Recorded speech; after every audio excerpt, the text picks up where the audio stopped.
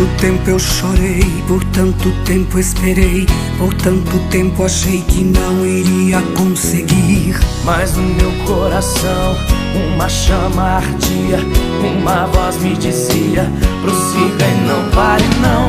Eu acreditei e me levantei, minhas lágrimas enxugadas foram, toda minha dor meu Jesus levou.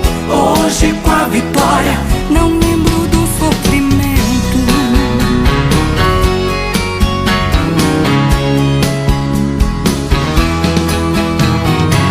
Talvez você está vivendo tudo que vivia, uma angústia na alma que não te deixa sorrir. E entre as pessoas você tenta disfarçar, mas não adianta, dá pra ver no seu olhar que você chorou, que te magoaram, e hoje só Deus sabe como está seu coração. Levante a cabeça, arranque essa tristeza, Jesus mudou a minha vida e muda a sua irmã.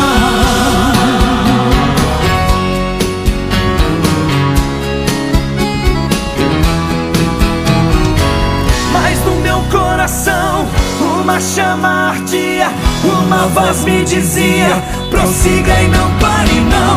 Eu acreditei e me levantei, minhas lágrimas enxugadas foram, toda minha dor meu Jesus levou. Hoje com a vitória não lembro do sofrimento.